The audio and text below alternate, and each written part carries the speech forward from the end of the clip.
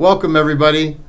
My name is Walt Carney with Citywide Title, and we have another episode of Eat and Drink Real Estate. Today we have Laxmi Sarathy with us. Is that correct? That is correct.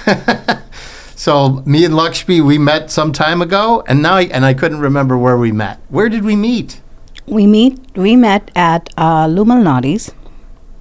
That was just off an appointment, right? I called you up and we set an appointment and we met. Maybe you were on the buy side of a closing or something. I was just out there. You called me up and you said,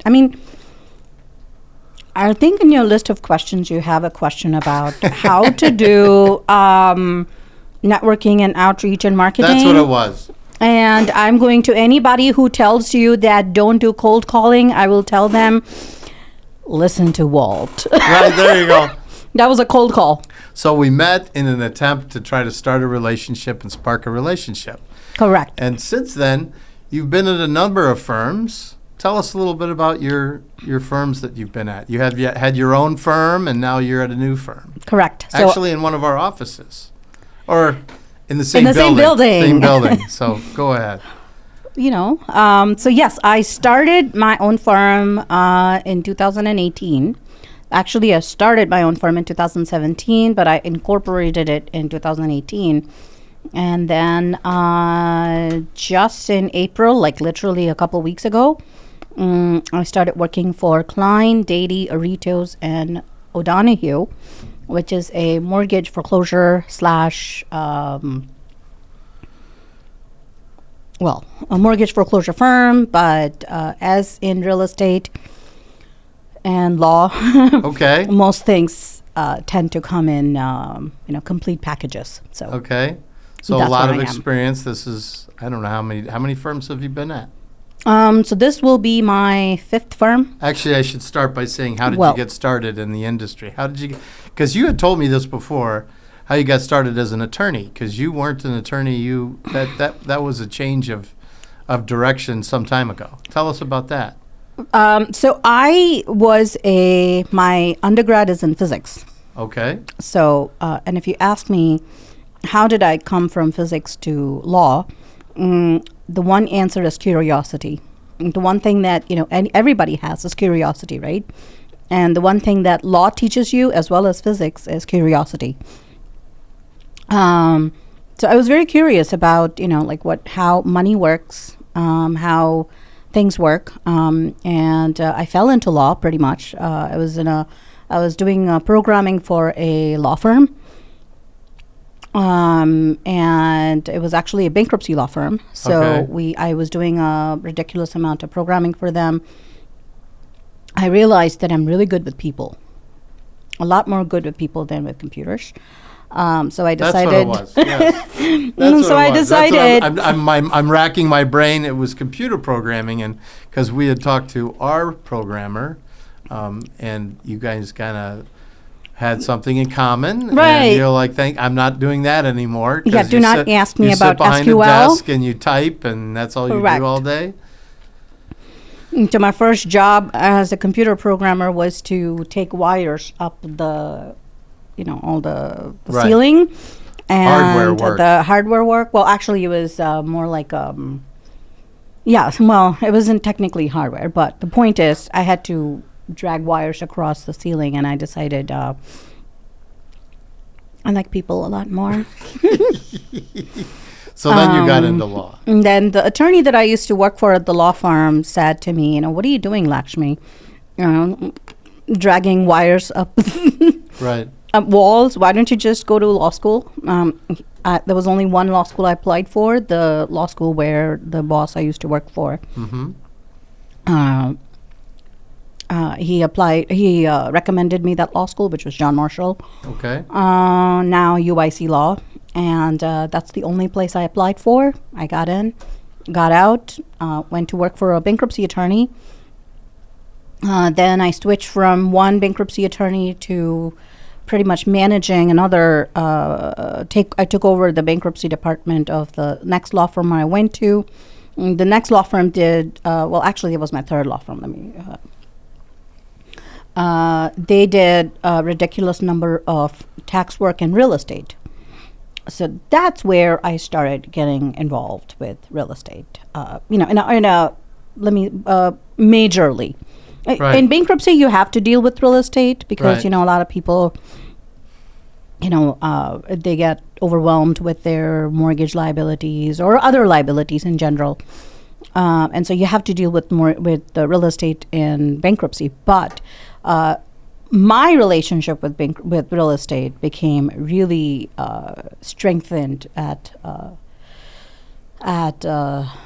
law firm that I was before I started my practice. Right. And basically dealing with people. I was always dealing with people. It's a lot different than computer programming. Oh, definitely. Right. So, Definitely. And I know that we've had a lot of experience, and you have a lot of experience with a lot of, I don't want to call them trade associations, but they're association groups, networking groups, because it leads me to the next kind of question and direction, which is your approach to maintaining strong relationships with your clients and strategies that you may use to keep in touch with your clients and build that trust relationship that you're really good at. So tell us a little bit about that. What would you advise people how to continue that, and what groups are you with? So I'm going to start with your first question, which because the first question, which they're all related, but I'm going to start with the first question, which is, how do you maintain your relationships? First things first, you have to be passionate about what you're doing. I mean, it's as cliche as it sounds. There is unfortunately no other substitute for getting the results that you want. You've got to be passionate. The way I call it, if you're hungry, you will eat. If you're not hungry, it doesn't matter if you have got a feast in front of you, you will not eat. So you've got to be passionate. You got to find that spark in you. So for me, the spark has always been having a good relationship with people, treating people the way I want to be treated. So I like to treat my clients the way I like to be treated. That is my first and foremost objective. And I tell my clients the same thing too. I want you to treat me the same way you'd like to be treated. In other words, do not call me at midnight unless it's an emergency. Right.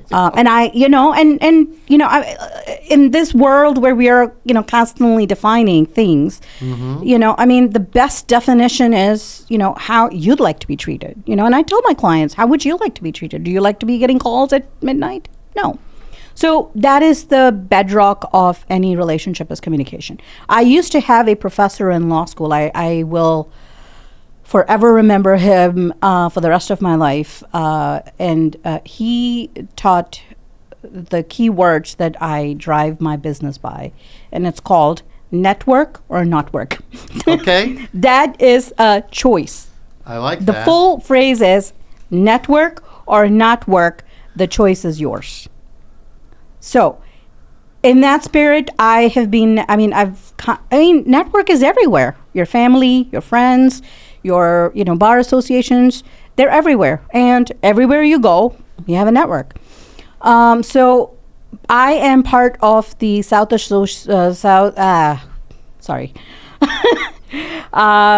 Asian Bar Association of Chicago. Right. I'm part of the Illinois State Bar Association, ISBA, where I'm extremely, in fact, that's where I met my current employer. Well, husband. I was going to say husband. Well, I did meet my husband. Because everybody doesn't know this, but your husband is also an attorney. Yes. In fact, I've got to get him next time. Okay. I met him at the South Asian Bar Association of Chicago. I met the individuals actually who got us together. Also, I met them at the South Asian Bar Association of Chicago. And the current boss that I'm working for, the hiring partner, I met him at the Illinois State Bar Association. We served on a committee council together. All of which will be future subjects, and we'll have guests in here from those organizations just so the viewers will see that. So we are going to get involved with that as well and have them in for future broadcasts. But correct. Go ahead. Yes. So I'm involved. So again, associations. So I'm part of. So let's start listing it down. Well, you know what? Put up my LinkedIn. website, and you can Yes. see my entirety of my life, There my you go. professional life in there. Right.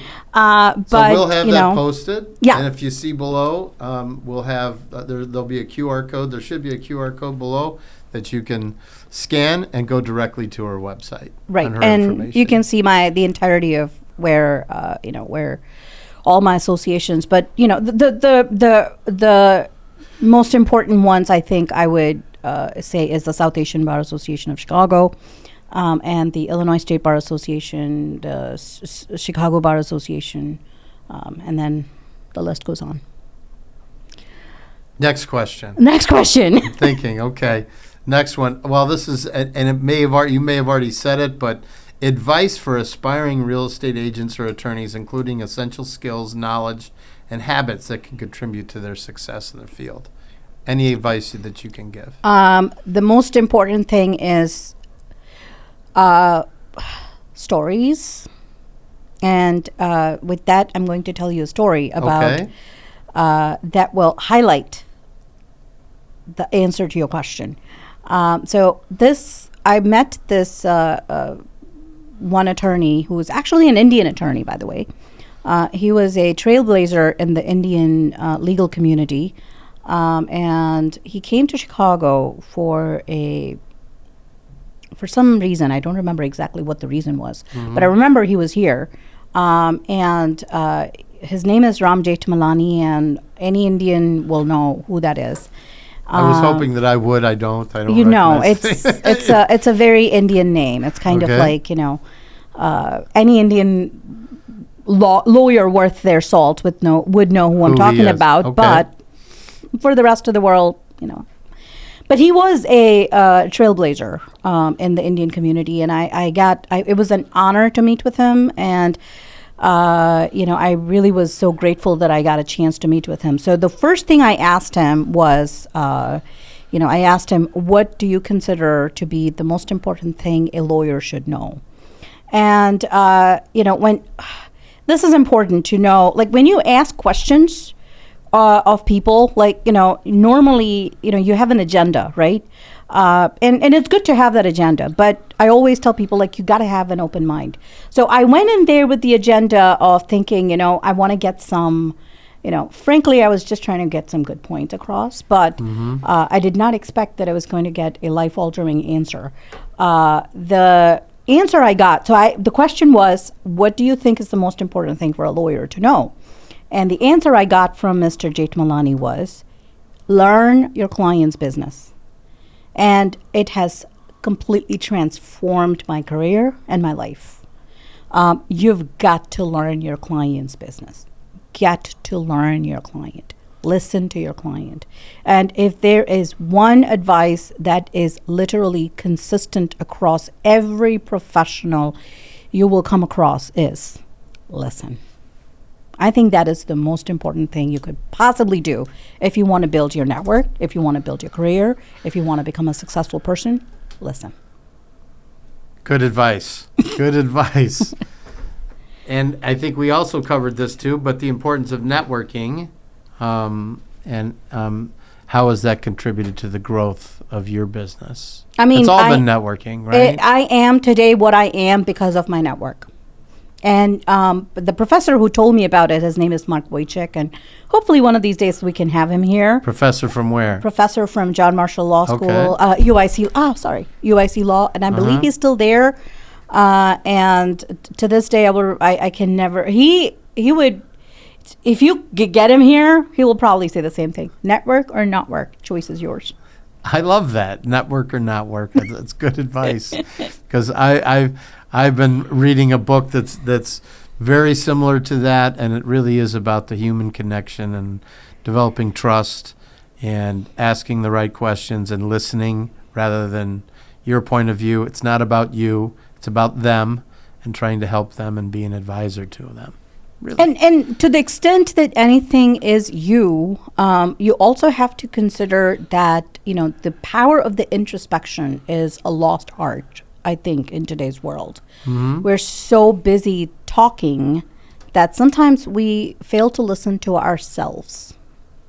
So that's another key thing that the keywords today we listen about mindfulness and stuff like that. I think it definitely has a very important role to play in developing your That's a whole brand. nother show, right? It's exactly. Here's another question for you. How do you stay updated with the latest industry developments, regulations, and market trends to provide the best service for your clients? In this day and age, not to keep up with the industry trends is, in my opinion, malpractice. At least, you've got LinkedIn, you've got Google, you've got so many resources that are available. So my favorite ones, I follow LinkedIn trends. There is a website that I routinely follow. There's a podcaster. Actually, he's a blogger. I apologize, not a podcaster. A blogger by the name of Michael Shedlock, Mish Shedlock. His blog is called Global Economic. Oh, I forget. But if you Google Mish Shedlock, Shedlock. M-I-S-H. Okay. I was going to say, how do you spell that? Yeah, not very good at spelling. Well, we'll have it on the blurbs. Mishshedlock. Mish Shedlock. He has a global economic perspective. It's a little too wide. I think it's good because just to get a blurb of what's going on in the global community, and then also locally, you need to have your local networks too, like realtors. I know your audience. You've got a substantial audience in realtors. They're my best friends in my profession. Like I cannot even. I'm going to give you an example. Stories, right? Right. Yes. So I had a call the other day from a really good friend of mine from one of my networks. He's a physician looking for properties, and he had a question, which ended up being like about 20 questions. He's an investor? And he said, Laxmi, how do you value properties? How do you know what the value of a property is? And I say, well, depends. Right. Depends. I've been involved in a lawsuit where the value fluctuated from $58 million to $12 million, eventually $7 million. We still don't know what the real value is. Why?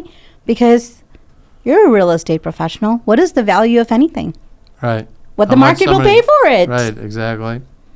Right? So, and how do you know what the market pays for it? Well, that's where our friends, the realtors, come in handy. They know the market. A really good realtor will know the market. To this day, if I need a property valued, the first thing I do is I don't call my appraiser. No. Appraiser is not mine. That comes to another question too. Exactly. And I'm going to write it down, but we're going to get to it. I do not call my appraiser friend. I call my realtor friend who is enmeshed in that community. So if you want to talk to a realtor in Rockford, please don't call a realtor who is working in Tinley Park. Tinley Park. Right. I've done it, but only because I've had to. There's no other choice. But, if you've got a resource like Citywide, why would you not, right? So call the realtor is your first line of defense. And all the realtors out there, this is my message to you. You guys are our resource. Just like you're my resource, I'm your resource, you're my resource. I do call my realtor friends, and I just ask them. Even deals, like, hey, I've got a realtor friend, Debbie. I call her, and I'm like... Networking. It's not working. And, not working. You're either not working or not working. Exactly. But it's very important.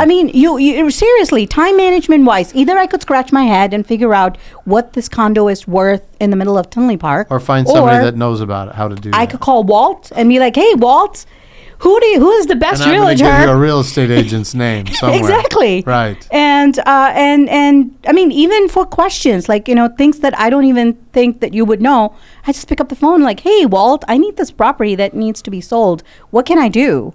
And then you tell me. Right.